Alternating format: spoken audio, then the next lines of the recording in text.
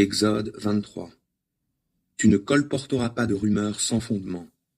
Ne te rends pas complice d'un méchant par un faux témoignage.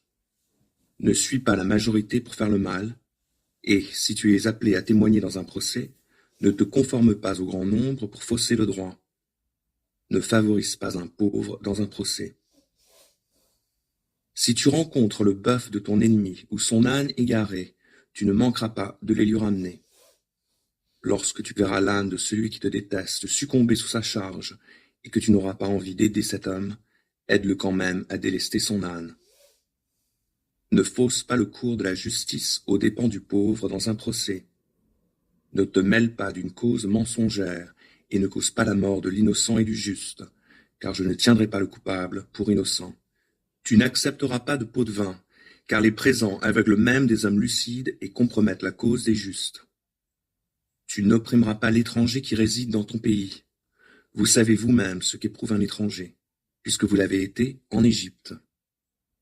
Pendant 6 années, tu ensemenceras ta terre et tu en récolteras les produits, mais la 7e année, tu la laisseras en jachère.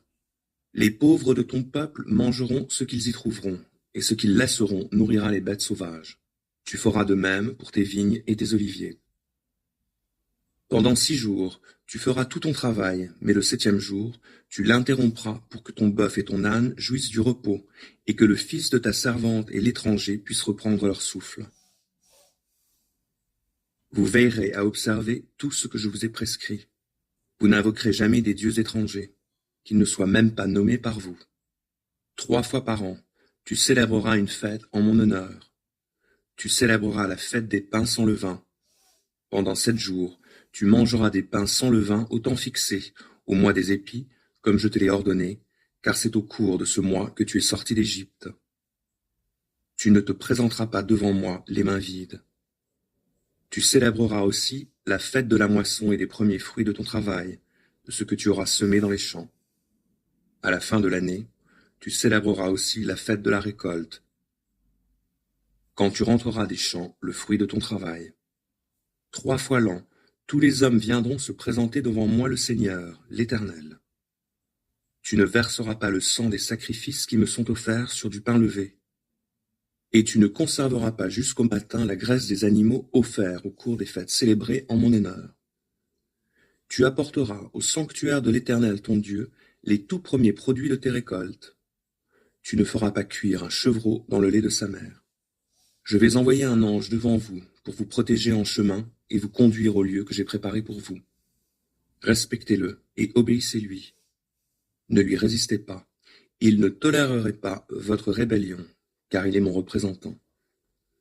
Mais si vous lui obéissez pleinement, et si vous faites tout ce que je vous ai ordonné, je serai l'ennemi de vos ennemis et l'adversaire de vos adversaires.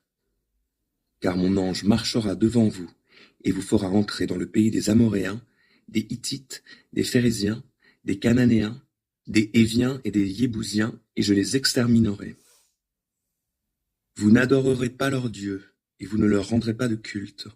Vous n'adopterez pas leurs pratiques religieuses.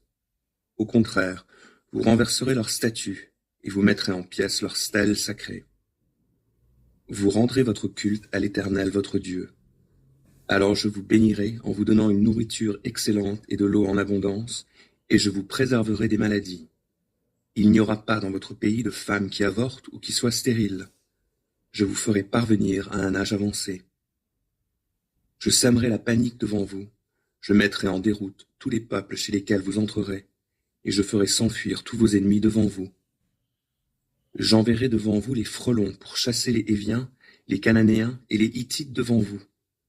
Cependant, je ne les chasserai pas en une seule année, pour que les terres ne soient pas abandonnées et que les bêtes sauvages ne s'y multiplient pas à vos dépens. C'est petit à petit que je les déposséderai en votre faveur, au fur et à mesure que vous deviendrez assez nombreux pour occuper le pays. Je fixerai vos frontières, et votre territoire s'étendra de la mer des roseaux à la Méditerranée, qui borde le pays des Philistins, et du désert du Sinaï à l'Euphrate, car je livrerai les habitants de cette région en votre pouvoir, et vous les chasserez devant vous. Vous ne contracterez pas d'alliance avec eux, ni avec leurs dieux. Ils ne demeureront pas dans votre pays, afin qu'ils ne vous incitent pas à pécher contre moi en vous faisant rendre un culte à leurs dieux, car vous seriez alors pris à leur piège.